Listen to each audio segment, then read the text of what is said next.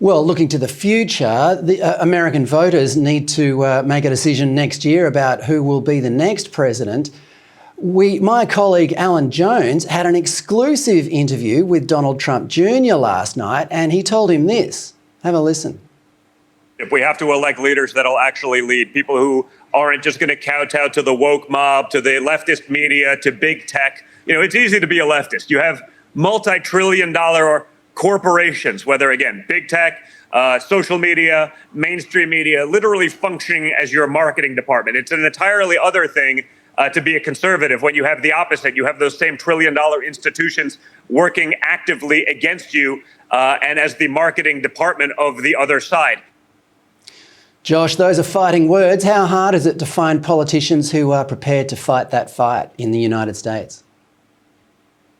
Well, it's really hard. I mean, part of the reason that it's really hard is because, in my estimation, corporate America has effectively become the enemy of the American right. Corporate America has become the enemy of the forces of civilizational sanity. Corporate America, by contrast, has firmly sided, they have put their lot in the camp of wokeism and civilizational arson. And the reason that's important from a political elected official perspective is because certainly from a Republican Party perspective, historically over the past 3, 4, 5, 6 decades, however long back you want to go, you know, Republican candidates have disproportionately relied on donations from corporate America and things like that. So this whole paradigm shift where the rise of woke capital, the rise of the woke corporation, things like Nike, the Walt Disney Company, Bud Light, Anheuser-Busch recently, you know, this has really thrown a wrench into kind of the basic fundraising vehicle for large swaths of the American right. And without fundraising, you have no people who can make its office. So it becomes kind of a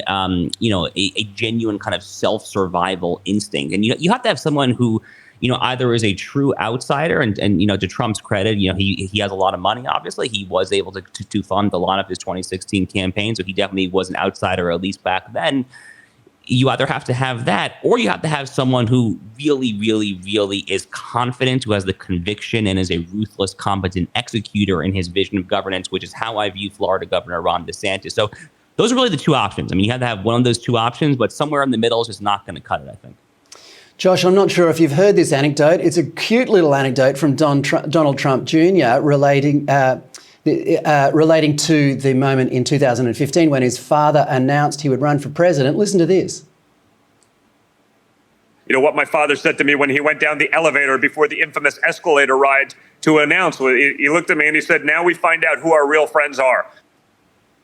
It's a ruthless business, politics, isn't it, Josh? Do you think Trump Sr. has many friends these days?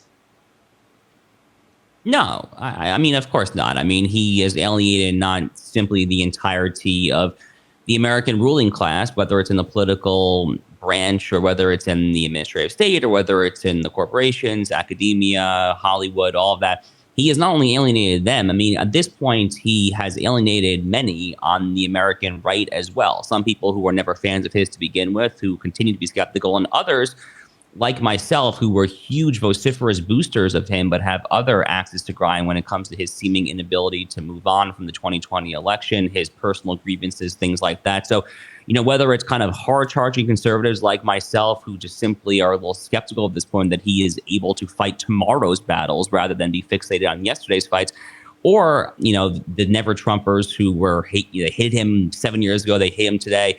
People in both of those camps, as well as the entire American ruling class, the regime. I mean, yeah, he definitely has alienated a lot of people at this point. He also kind of infamously, anyone who has worked in the Trump administration, I have many friends who did work in the administration, many friends who worked on his campaigns. Anyone who has been surrounded by his operatives, his lawyers, can tell you that he doesn't necessarily have the best track record as far as standing up for his own subordinates when they actually get into deep trouble. I mean, as one example of that, you know, just this week, there's been a lot of convictions for January 6th protesters, total politicized prosecutions, awful.